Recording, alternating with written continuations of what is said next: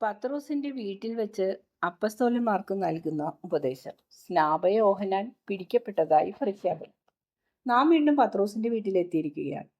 പത്രോസിന്റെ ഭാര്യ നൽകിയ സദ്യ വളരെ ഹൃദ്യമായിരുന്നുവെന്ന് കരുതേണ്ടിയിരിക്കുന്നു.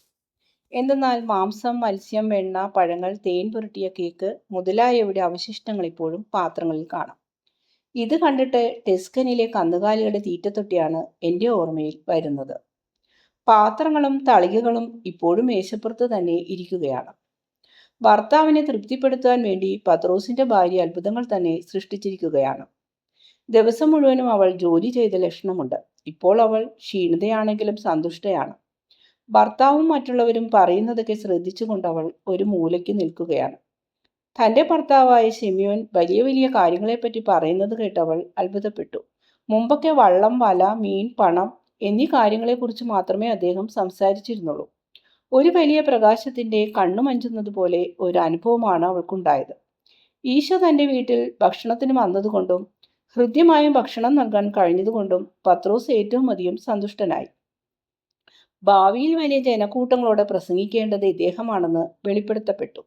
കൂട്ടത്തിൽ ആരുടെയോ അഭിപ്രായ പ്രകടനത്തിന് മറുപടിയായി പത്രോസ് ഇങ്ങനെ പറഞ്ഞു: ബാബേൽ ഗോപുരം സ്ഥാപിച്ചവർക്കുണ്ടായ അനുഭവം തന്നെ ഇവർക്കും ഉണ്ടാവും. സ്വന്തം അഹംഭാവം കൊണ്ട് തന്നെ അവരുടെ സിദ്ധാന്തങ്ങൾ തകർന്നു വീഴും. അതിലവർ ഞെരിഞ്ഞമരും. അദ്ദേഹത്തിന്റെ സഹോദരനായ അന്ത്രയോസ് ഇതിനോട് യോജിച്ചില്ല. അദ്ദേഹം പറഞ്ഞു: എന്നാൽ ദൈവം കാരുണ്യവാനാണ്. അവിടുന്ന് തകർച്ചയിൽ നിന്നും അവരെ രക്ഷിക്കുകയും അനുതാപത്തിനുള്ള അവസരങ്ങൾ അവർക്ക് നൽകുകയും ചെയ്യും. അങ്ങനെ കരുതേണ്ട. തെറ്റായ കുറ്റാരോപണങ്ങളും പീഡനങ്ങളും കൊണ്ട് അവർ തങ്ങളുടെ അഹംഭാവത്തെ കിരീടമണിയിക്കുകയേ ഉള്ളൂ. ഓ, എനിക്കത് മുൻകൂട്ടി കാണാൻ കഴിയുന്നു.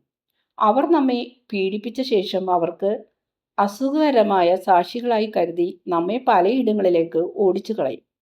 പരമസത്യത്തിന്റെ മേൽ കടന്നാക്രമണം നടത്തുവാൻ അവർ തുനിയുന്നതിനാൽ ദൈവം അവരോട് പകരം ചോദിക്കുകയും അവരെ നശിപ്പിച്ചു കളയുകയും ചെയ്യും. ചെറുത്തു നിൽക്കുവാനുള്ള കരുത്ത് നമുക്കുണ്ടാവുമോ?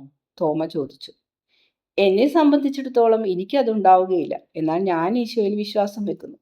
ഇതെല്ലാം മൗനമായി കേട്ടുകൊണ്ടിരുന്ന ഗുരുവിനെ നോക്കി പത്രോസ് തലകുലുക്കി. എങ്കിലും ഈശോ യാതൊന്നും പ്രതികരിച്ചില്ല. നമ്മുടെ കഴിവിനപ്പുറമുള്ള പരീക്ഷണങ്ങൾ ദൈവം നമുക്ക് തരികയില്ല, മത്തായി അഭിപ്രായപ്പെട്ടു. പരീക്ഷണങ്ങൾക്ക് അനുസൃതമായി അവിടുന്ന് നമുക്ക് കൂടുതൽ കരുത്ത് തരികയെങ്കിലും ചെയ്യും, ജെയിംസ് അൽഫേഴ്സ് പറഞ്ഞു. അവിടുന്ന് അത് ചെയ്തുകൊണ്ടിരിക്കുകയാണല്ലോ. ഞാൻ ധനികനും ശക്തനുമായി തീർന്നിരിക്കുന്നു. ദൈവം തൻ്റെ ഒരു ഉദ്ദേശത്തിനു വേണ്ടി എന്നെ ഒരുക്കിയെടുക്കുകയാണ്. അല്ലാത്ത പക്ഷം പീഡനത്തെയും ബഹിഷ്കാരത്തെയും നേരിടാനാവാതെ ഞാൻ നശിച്ചു പോയേനെ.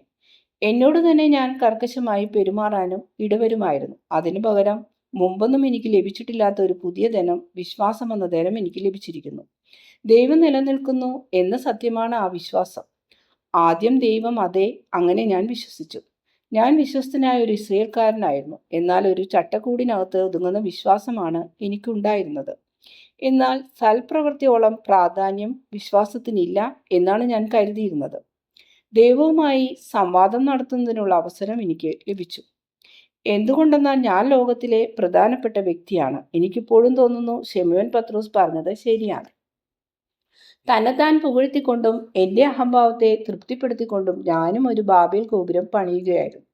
എന്നാൽ എല്ലാം തകർന്നു വീണപ്പോൾ അതിനിടയിൽപ്പെട്ട് മാനുഷികമായ വിഫലതയുടെ ഭാരം കൊണ്ട് ഒരു പുഴുവിനെ പോലെ ഞാൻ ഞെരിഞ്ഞുപോയി. അതിൽ പിന്നെ ഞാൻ ദൈവവുമായി സംവാദം നടത്തിയിട്ടില്ല. ഞാനുമായി തന്നെ, എൻ്റെ തിന്മയുമായി തന്നെ ഞാൻ സംവാദം നടത്തുകയും എൻ്റെ അഹംഭാവത്തെ ഞാൻ നശിപ്പിക്കുകയും ചെയ്തു. ഞാൻ അങ്ങനെ ചെയ്തപ്പോൾ ലൗകിക ജീവികളായ നമ്മോടൊപ്പം വസിക്കുന്ന ഈശ്വരനു വേണ്ടി ഞാൻ സ്ഥലമൊരുക്കി. എനിക്കൊരു പുതിയ ശക്തിയും ധന്യതയും ലഭിച്ചു. ഞാൻ തനിയെ അല്ലെന്നും എന്നെ സദാ നിരീക്ഷിക്കുന്ന ഒരു ദൈവവും ഉണ്ടെന്നും എനിക്ക് ബോധ്യപ്പെട്ടു. താങ്കളുടെ അഭിപ്രായത്തിൽ ആരാണ് ദൈവം? താങ്കൾ നേരത്തെ പറഞ്ഞതുപോലെ ലൗകിക ജീവികളായ നമ്മോടൊപ്പം വസിക്കുന്ന ആളാണോ ദൈവം? താങ്കൾ പറയുന്നത് എനിക്ക് മനസ്സിലാകുന്നില്ല. ഇതൊരു ദൈവദൂഷണമാണെന്ന് എനിക്ക് തോന്നുന്നു. നിയമത്തിലൂടെയും പ്രവാചകന്മാരിലൂടെയും നാം അറിയുന്ന ആ ഒരേ ഒരാൾ മാത്രമാണ് ദൈവം. വേറെ ഒരു ദൈവവുമില്ല, യൂദാസ് കറിയോത്ത ദൃഢസ്വരത്തിൽ പറഞ്ഞു. യോഹന്നാൻ ഇവിടെ ഉണ്ടായിരുന്നുവെങ്കിൽ എന്നേക്കാൾ അധികം ഭംഗിയായി ഇതിന് മറുപടി പറഞ്ഞേനെ. എങ്കിലും എനിക്ക് കഴിയുന്നതിൻ്റെ പരമാവധി ഞാൻ പറയാം. നിയമത്തിലൂടെയും പ്രവാചകന്മാരിലൂടെയും നാം അറിയുന്ന ഒരേ ഒരാൾ മാത്രമാണ് ദൈവം എന്നുള്ളത് ശരി തന്നെ. എന്നാൽ നമുക്ക് അദ്ദേഹത്തെ പറ്റി എന്തറിയാം? എങ്ങനെ അറിയാം? യൂദ അൽഫീസ് അത്ഭുതപൂർവ്വം പറഞ്ഞു, വളരെ കുറച്ചേ അറിയാവൂ, പലതും തെറ്റായിട്ടും. ദൈവത്തെ നമുക്ക് വിവരിച്ചു തന്ന പ്രവാചകന്മാർക്ക് അവിടത്തെ പറ്റി അറിയാമായിരുന്നു. എന്നാൽ നമുക്കുള്ള അറിവ് കലങ്ങി മറിഞ്ഞതാണ്. ഓരോ വിഭാഗക്കാരും നൽകുന്ന 100,000 വ്യാഖ്യാനങ്ങളിലൂടെയാണ് നാം ദൈവത്തെ കാണുന്നത്. വിഭാഗക്കാരോ? താങ്കൾ എന്താണ് അതുകൊണ്ട് ഉദ്ദേശിക്കുന്നത്? നമുക്കങ്ങനെ വിഭാഗക്കാരില്ലല്ലോ. നാം നിയമത്തിന്റെ മക്കളല്ലേ. നാം എല്ലാം അങ്ങനെയാണ്, യൂദാസ് കറിയോത്ത കോപിഷ്ഠനായി പറഞ്ഞു. നിയമങ്ങളുടെ മക്കളാണ്. ഒരു നിയമത്തിന്റെ അല്ല, ഏകവചനമല്ല, ബഹുവചനമാണ് വേണ്ടത്. ഇങ്ങനെ ഒരു ചെറിയ വ്യത്യാസമുണ്ട്. ഉള്ളത് പറഞ്ഞാൽ നാം സൃഷ്ടിച്ചതെന്തോ അതിന്റെ മക്കളാണ് നാം. ദൈവം നമുക്ക് തന്നതിന്റെ മക്കളല്ല. തദേവൂസ് തിരിച്ചടിച്ചു. ഈ നിയമങ്ങളെല്ലാം ദൈവം തന്ന നിയമത്തിൽ നിന്നും ഉണ്ടായവയാണ്, സ്കറിയോത്ത വീണ്ടും പറഞ്ഞു. നമ്മുടെ ശരീരത്തിൽ രോഗങ്ങൾ ഉണ്ടാവാറുണ്ട്, അവയെ നല്ലതായി നാം കണക്കാക്കാറില്ലല്ലോ, തദേവൂസ് മറുപടി പറഞ്ഞു. എങ്കിലും നമ്മോടുകൂടെ വസിക്കുന്ന ദൈവത്തെപ്പറ്റി തീഷ്ണനായ സൈമൺ പറയുന്നത് എന്താണെന്ന് ഞാനൊന്ന് കേട്ടുകൊള്ളട്ടെ. യൂദാസ് അൽഫീസിന്റെ വാദങ്ങൾക്ക് മറുപടി പറയാനാവാതെ സ്കറിയോത്ത ആ പദത്തെ തുടങ്ങിയ സ്ഥാനത്തേക്ക് തിരിച്ചുവിട്ടു. അപ്പോൾ തീഷ്ണൻ സൈമൺ പറഞ്ഞു, ഒരാശയം മനസ്സിലാക്കുന്നതിന് നമ്മുടെ ഇന്ദ്രിയങ്ങൾക്ക് ഒരു നാമത്തിന്റെ സഹായം ആവശ്യമാണ്. നമ്മളിൽ ഓരോരുത്തരും, അതായത് വിശ്വാസികളെല്ലാവരും, പരമോന്നതനായ ദൈവത്തിൽ, സൃഷ്ടാവിന്റെ സ്വർഗസ്വനായ നിത്യദൈവത്തിൽ വിശ്വസിക്കുന്നു. എന്നാൽ ഇങ്ങനെയുള്ള ശുഷ്കവും കേവലവുമായ വിശ്വാസം കൊണ്ട് നമ്മൾ തൃപ്തിപ്പെടുന്നില്ല. ഓരോരുത്തർക്കും ഇതിലധികമായ എന്തൊക്കെയോ വേണം. ദൈവത്തെ നേരിട്ട് കാണുകയും സ്നേഹിക്കുകയും ചെയ്യുന്ന മാലാഖമാർക്ക് ഇത്രയൊക്കെ മതിയായിരിക്കും. ദൈവത്തിന്റെ ആത്മീയ സ്വഭാവം പങ്കിടുന്ന മാലാഖമാർക്ക് അവിടത്തെ നേരിട്ട് കാണുവാൻ കഴിയും. നമ്മെ സംബന്ധിച്ചിടത്തോളം നമുക്ക് വേണ്ടി ദൈവത്തിന്റെ ഒരു ചിത്രം നാം ഉണ്ടാക്കേണ്ടിയിരിക്കുന്നു. നാം ദൈവത്തിൽ കാണുന്ന പ്രധാന സവിശേഷതകൾ കൂട്ടിച്ചേർത്താണ് ആ ചിത്രം ഉണ്ടാക്കേണ്ടത്. അവിടുത്തെ അനന്തതയ്ക്കും സമ്പൂർണതയ്ക്കും ഒരു പേര് നൽകുകയും വേണം. മനുഷ്യാത്മാവ് എത്രത്തോളം ഏകാഗ്രമാവുന്നുവോ ദൈവത്തെ സംബന്ധിച്ച് അറിവ് സമ്പാദിക്കുന്നതിൽ അത് അത്രത്തോളം വിജയം വരിക്കും. അതുകൊണ്ടാണ് നമ്മിൽ വസിക്കുന്ന ദൈവം എന്ന് ഞാൻ പറഞ്ഞത്. ഞാനൊരു തത്വചിന്തകനല്ല. ഒരുപക്ഷെ ഞാൻ ആ വാക്ക് ഉപയോഗിച്ചത് തെറ്റായിട്ടായിരിക്കാം. നമ്മിൽ വസിക്കുന്ന ദൈവത്തെ നാം അനുഭവിച്ചറിയണം. നമ്മുടെ ആത്മാക്കൾ ദൈവത്തെ ഉൾക്കൊള്ളണം. കേവലം അമൂർത്തമായൊരാശയമായി നാം ധരിച്ചാൽ പോരാ. നേരെ മറിച്ച് നമുക്ക് ശക്തിയും പുതിയ ഒരു സമാധാനവും തരുന്ന ഒരു യഥാർത്ഥ സാന്നിധ്യമായി നാം ദൈവത്തെ അനുഭവിച്ചറിയണം. അത് ശരി തന്നെ. പക്ഷെ നിനക്ക് അവിടെ നിന്ന് എങ്ങനെ അനുഭവവേദ്യമാവുന്നു? വിശ്വാസത്താലുള്ള അനുഭവവും സാന്നിധ്യത്താലുള്ള അനുഭവവും തമ്മിൽ എന്താണ് വ്യത്യാസം? സ്കറിയോത്ത അല്പം പരിഹാസത്തോടെ ചോദിച്ചു. ദൈവം സുരക്ഷിതത്വമാണ്. സൈമൺ പറഞ്ഞതുപോലെ ഒരു വാക്കിന്റെ സഹായത്തോടെ നാം ദൈവത്തെ മനസ്സിലാക്കുമ്പോൾ ഞാൻ അതിൻ്റെ അക്ഷരാർത്ഥത്തെ അല്ല, ആത്മീയ അർത്ഥത്തെയാണ് ആശ്രയിക്കുന്നത്. ഞാൻ പറയുന്നത് വിശ്വസിക്കുന്നു. ഇവിടെ ഒരു കുഴപ്പമുണ്ട്. നാം മിക്കപ്പോഴും അക്ഷരാർത്ഥം മാത്രം എടുക്കുകയും ദൈവവചനത്തിന്റെ ആന്തരാർത്ഥം മനസ്സിലാക്കാതെ വിട്ടുകളയുകയും ചെയ്യുന്നു. ദൈവവചനങ്ങൾ ഉൾക്കൊള്ളുമ്പോൾ നിങ്ങൾ അവിടുത്തെ ഭയങ്കരമായ ഔന്നത്യം മാത്രമല്ല, അവിടുത്തെ ഏറ്റവും മധുരകരമായ പൈതൃക സ്നേഹവും മനസ്സിലാക്കുന്നു. ഇത് പറഞ്ഞതിൻ്റെ അർത്ഥം ലോകം മുഴുവൻ നിന്നെ കുറ്റം വിധിക്കുകയും ന്യായരഹിതമായി കുറ്റപ്പെടുത്തുകയും ചെയ്താലും നീ ആ ഏകനും നിത്യനുമായ പിതാവിനെ മനസ്സിലാക്കുമെന്നാണ്. അവിടുന്ന് നിന്നെ കുറ്റപ്പെടുത്തുകയില്ല. അതിനു പകരം അവിടുന്ന് നിനക്ക് മാപ്പ് തരികയും നിനക്ക് സുഖം നൽകുകയും ചെയ്യും. അതായത് ഈ ലോകം മുഴുവനും നിന്നെ വെറുത്താലും ദൈവത്തിൻ്റെ അത്യുദാത്തമായ സ്നേഹം നിനക്ക് ലഭിക്കും. ഈ ലോകത്തിന് ഇങ്ങനെ ഒന്ന് പ്രദാനം ചെയ്യാൻ കഴിയുകയില്ല.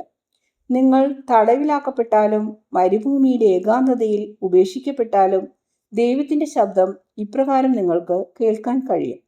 നിന്റെ പിതാവിനെ പോലെ നീയും പരിശുദ്ധനായിരിക്കുക.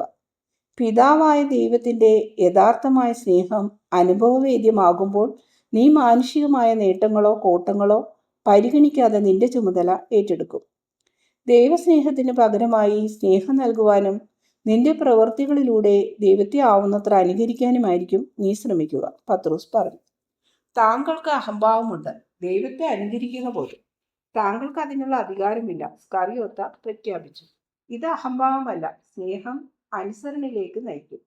ദൈവത്തെ അനുകരിക്കുക എന്നത് ഒരു തരം അനുസരണയാണ്. എന്നാൽ തൻ്റെ രൂപത്തിലും സാദൃശ്യത്തിലുമാണ് ദൈവം നമ്മെ സൃഷ്ടിച്ചതെന്ന് അവിടുന്ന് പറഞ്ഞിട്ടുണ്ടല്ലോ, പത്രോസ് മറുപടി നൽകി. അവിടുന്ന് നമ്മെ സൃഷ്ടിച്ചു. അതിനപ്പുറത്തേക്ക് നാം പോവേണ്ടതില്ല. ഇങ്ങനെയാണ് കരുതുന്നതെങ്കിൽ നീ ഒരു പാവത്താൻ തന്നെ. നാം പാപത്തിൽ വീണുപോയെന്നും നമ്മെ പൂർവ്വസ്ഥിതിയിലേക്ക് കൊണ്ടുപോകാൻ ദൈവം ആഗ്രഹിക്കുന്നുവെന്നും നീ മറന്നുപോയിരിക്കുന്നു. ഇത്രയുമായപ്പോൾ ഈശോ പറഞ്ഞു, അതും അത്രമാത്രമല്ല പത്രോസ്, യൂദാസ്, മറ്റെല്ലാവരുമേ, അത്രമാത്രമല്ല, അതിലധികം ദൈവം ആഗ്രഹിക്കുന്നു. ആദാമിൻ്റെ പൂർണ്ണത സ്നേഹത്തിലൂടെ പിന്നെയും മെച്ചപ്പെടുത്തുവാൻ കഴിയുമായിരുന്നു. അങ്ങനെ ചെയ്തിരുന്നുവെങ്കിൽ ആദാമിന് തൻ്റെ സൃഷ്ടാവുമായി കൂടുതൽ മെച്ചപ്പെട്ട സാദൃശ്യം ലഭിക്കുമായിരുന്നു. പാപത്തിൻ്റെ കണിക പോലും ഇല്ലായിരുന്നുവെങ്കിൽ ദൈവത്തെ പ്രതിബിംബിപ്പിക്കുന്ന ഏറ്റവും നല്ല കണ്ണാടിയായി ആദം ശോഭിക്കുമായിരുന്നു. അതുകൊണ്ടാണ് ഞാൻ ഇപ്രകാരം പറയുന്നത്, സ്വർഗസ്ഥനായ പിതാവിനെ പോലെ നിങ്ങളും പൂർണ്ണരാകുവിൻ. പിതാവിനെ പോലെ, അതായത് ദൈവത്തെ പോലെ പൂർണ്ണരാവുക. പത്രോസ് പറഞ്ഞത് തികച്ചും ശരിയാണ്. സൈമൺ പറഞ്ഞതും അങ്ങനെ തന്നെ. അവർ പറഞ്ഞ വാക്കുകൾ ഓർമ്മിക്കുകയും അവ നിങ്ങളുടെ ആത്മാക്കളിൽ പ്രാവർത്തികമാക്കുകയും ചെയ്യണമെന്ന് ഞാൻ ആവശ്യപ്പെടുന്നു. തൻ്റെ ഭർത്താവിനെ ഈശോ ഇപ്രകാരം പ്രശംസിക്കുന്നത് കേട്ട് പത്രോസിൻ്റെ ഭാര്യ സന്തോഷ ആധിക്യത്താൽ ഏതാണ്ട് മോഹാലിസപ്പെടുമെന്ന മട്ടിലായി. അവൾ തൻ്റെ ആനന്ദാശ്രുക്കൾ മുഖാവരണം കൊണ്ട് മറച്ചു. എത്രയധികം സന്തോഷമുണ്ടായിട്ടും അവൾ നിശബ്ദയായി ഇരുന്നതേയുള്ളൂ. വികാര ആധിക്യത്താൽ പത്രോസിൻ്റെ മുഖം ചുവന്നു. അല്പനേരം നിശബ്ദനായിരുന്ന ശേഷം പത്രോസ് പറഞ്ഞു, അത് കൊള്ളാം. എങ്കിൽ അതിനുള്ള സമ്മാനം എനിക്ക് തരൂ. ഇന്ന് രാവിലെ പറഞ്ഞ ഉപമയിൽ. മറ്റുള്ളവരും പത്രോസിൻ്റെ കൂടെ ചേർന്നു. അവർ പറഞ്ഞു, അതെ, അവിടുന്ന് വാഗ്ദാനം ചെയ്തിരുന്നു, സാദൃശ്യമുള്ള കാര്യങ്ങൾ മനസ്സിലാക്കുവാൻ ഉപമകളേറെ സഹായിക്കും. എന്നാൽ അവയ്ക്ക് കേവലം സാദൃശ്യത്തിൽ കവിഞ്ഞ് പ്രാധാന്യമുണ്ടെന്ന് ഞങ്ങൾ കണക്കാക്കുന്നു. അവിടുന്ന് ഉപമകളിലൂടെ ജനങ്ങളോട് സംസാരിക്കുന്നത് എന്തിനാണ്? എന്തുകൊണ്ടെന്നാൽ ഞാൻ വിശദീകരിക്കുന്നതിലും അധികം മനസ്സിലാക്കുവാൻ അവർക്ക് കഴിയുകയില്ല. എന്നാൽ എൻ്റെ ശിഷ്യന്മാരെന്ന നിലക്ക് കൂടുതൽ മനസ്സിലാക്കുവാനുള്ള കഴിവ് നിങ്ങൾക്ക് നൽകപ്പെട്ടിട്ടുണ്ട്. ദൈവിക രഹസ്യവുമായി കൂടുതൽ അടുക്കേണ്ടവരാണ് നിങ്ങൾ. അതിനാൽ സ്വർഗരാജ്യത്തിൻ്റെ രഹസ്യങ്ങളെപ്പറ്റി കൂടുതൽ മനസ്സിലാക്കുവാനുള്ള കഴിവ് നിങ്ങൾക്ക് തന്നിട്ടുണ്ട്. അതുകൊണ്ടാണ് ഞാൻ നിങ്ങളോട് പറയുന്നത്, ആ ഉപമയുടെ അന്തസത്ത നിങ്ങൾക്ക് മനസ്സിലായിട്ടില്ലെങ്കിൽ എന്നോട് ചോദിക്കുക. നിങ്ങൾക്കെല്ലാം നൽകിയിരിക്കുന്നു, നിങ്ങൾക്കെല്ലാം നൽകപ്പെട്ടിരിക്കുന്നു. അതിനാൽ നിങ്ങൾക്കുള്ളതെല്ലാം നിങ്ങൾ നൽകുക. സ്നേഹം, സമയം, താല്പര്യങ്ങൾ, സ്വാതന്ത്ര്യം, ജീവിതം തുടങ്ങി നിങ്ങൾക്കുള്ളതെല്ലാം നിങ്ങൾ ദൈവത്തിന് നൽകിക്കൊണ്ടിരിക്കുന്നു. ഇതിന് സമാനമായി ദൈവം നിങ്ങൾക്ക് എല്ലാം തരുന്നു. നിങ്ങളെ അനുഗമിക്കുന്നവർക്ക് ദൈവനാമത്തിൽ എല്ലാം നൽകുന്നതിന് ഇത് നിങ്ങളെ പ്രാപ്തരാക്കുന്നു. മറ്റൊരു തരത്തിൽ പറഞ്ഞാൽ, നൽകുന്നവന് ധാരാളമായി ലഭിക്കുന്നു. എന്നാൽ ഭാഗികമായി നൽകുന്നവനും ഒന്നും നൽകാത്തവനും ഉള്ളതൊക്കെ നഷ്ടമാകും. ദൈവത്തോടുള്ള ഹൃദയദാർഢ്യത്താൽ പ്രകാശിതമാവുന്ന കാര്യങ്ങൾ മാത്രമേ അവർക്ക് കാണാൻ കഴിയൂ. ആ ദാർഢ്യത്താൽ സുവ്യക്തമാവുന്ന കാര്യങ്ങൾ മാത്രമാണ് അവർ കേൾക്കുകയും മനസ്സിലാക്കുകയും ചെയ്യുന്നത്. അതുകൊണ്ടാണ് ഞാൻ അവരോട് ഉപമകളിലൂടെ സംസാരിക്കുന്നത്. അവരുടെ ആത്മാക്കൾക്ക് സദുദ്ദേശം കുറവാണ്. യെശയ്യാ പ്രവചനം അവരിൽ നിറവേറ്റപ്പെടുന്നു. പ്രവാചകൻ പറയുന്നു, നിങ്ങൾ കാതുകൊണ്ട് കേൾക്കുന്നുവെങ്കിലും മനസ്സിലാക്കുന്നില്ല, നിങ്ങൾ കണ്ണുകൊണ്ട് നോക്കുന്നുവെങ്കിലും കാണുന്നില്ല. എന്തുകൊണ്ടെന്നാൽ ഈ ജനങ്ങൾ കഠിനഹൃദയരാണ്. അവരുടെ കാതുകൾ കാഠിന്യമുള്ളവയും കണ്ണുകൾ അടഞ്ഞവയുമാണ്. അതിനാൽ അവർ കാണുകയോ കേൾക്കുകയോ ചെയ്യുന്നില്ല. അതിനാൽ സ്വന്തം ഹൃദയങ്ങൾ കൊണ്ട് കാര്യങ്ങൾ മനസ്സിലാക്കുവാനോ മാനസാന്തരപ്പെടാനോ അവർക്ക് പ്രാപ്തിയില്ല. അവരെ ഞാൻ സൗഖ്യപ്പെടുത്തേണ്ടിയിരിക്കുന്നു. എന്നാൽ നിങ്ങൾ അനുഗ്രഹീതരാണ്. എന്തെന്നാൽ നിങ്ങളുടെ കണ്ണുകൾ കൊണ്ട് നിങ്ങൾ കാണുകയും കാതുകൾ കൊണ്ട് കേൾക്കുകയും ചെയ്യുന്നു. നിങ്ങളുടെ സദുദ്ദേശം കൊണ്ടാണ് നിങ്ങൾക്കിത് സാധിക്കുന്നത്. സത്യസത്യമായി ഞാൻ നിങ്ങളോട് പറയുന്നു, എത്രയോ പ്രവാചകന്മാരും നീതിമാന്മാരും നിങ്ങൾ കാണുന്നത് കാണുവാൻ ആഗ്രഹിച്ചു, എങ്കിലും അവർക്കത് കാണാൻ കഴിഞ്ഞില്ല. വചനത്തിൻ്റെ രഹസ്യങ്ങൾ മനസ്സിലാക്കണമെന്ന ആഗ്രഹത്തോടെ അവർ ഈ ലോകത്തിൽ നിന്നും കടന്നുപോയി. എന്നാൽ വചനത്തിൻ്റെ പ്രകാശം കടന്നുപോയതോടെ വചനങ്ങൾ എരിഞ്ഞു തീർന്ന കൽക്കരി പോലെയായി. ആ വചനങ്ങൾ സ്വീകരിച്ച വിശുദ്ധന്മാരുടെ കാര്യവും അങ്ങനെ തന്നെയായിരുന്നു. ദൈവത്തെ വെളിപ്പെടുത്തുവാൻ അവിടത്തേക്ക് മാത്രമേ കഴിയൂ. അവിടുത്തെ പ്രകാശം മാഞ്ഞുപോയാൽ രഹസ്യങ്ങളുടെ പ്രകാശനവും അവസാനിക്കും. സ്വീകരിക്കപ്പെട്ട സത്യവചനങ്ങളുടെ അർത്ഥം മനസ്സിലാക്കുവാൻ ജനങ്ങൾക്ക് കഴിയാതെ വരും. അതുകൊണ്ടാണ് ഇന്ന് രാവിലെ ഞാൻ നിങ്ങളോട് പറഞ്ഞത്, നിങ്ങൾക്ക് ഞാൻ എല്ലാം തന്നിട്ടുണ്ടെന്ന്. നിങ്ങൾ മനസ്സിലാക്കുന്ന ദിവസം വരും. ഇപ്പോൾ നിങ്ങൾക്കത് ഓർക്കാൻ കഴിയുകയില്ല. എന്നാൽ പിന്നീട് പ്രകാശം നിങ്ങളുടെ മേൽ വരും. അത് വെറും ഒരു നിമിഷം നേരത്തേക്കായിരിക്കുകയില്ല. നിങ്ങളിൽ നിന്നും വേർപെടുത്താൻ കഴിയാത്ത വിധം നിത്യനായ പരിശുദ്ധാത്മാവ് നിങ്ങളുടെ മേൽ ആവസിക്കും. അപ്പോൾ സ്വർഗരാജ്യത്തെപ്പറ്റി നിങ്ങൾ പഠിപ്പിക്കുന്നതൊന്നും തെറ്റിപ്പോകുകയില്ല. ഞാനിപ്പോൾ നിങ്ങൾക്ക് തരുന്ന ഈ വരം നിങ്ങളുടെ പിൻഗാമികൾക്കും ലഭിക്കും. ഒരേ അപ്പം കൊണ്ടെന്ന വണ്ണം ദൈവത്തിൽ അവർ ജീവിക്കണമെന്ന് മാത്രം. ഇനി ആ ഉപമയുടെ അന്തസ്സത്തെപ്പറ്റി പറയുന്നത് കേട്ടുകൊള്ളുക. 4 തരത്തിലുള്ള വയലുകളുണ്ട്.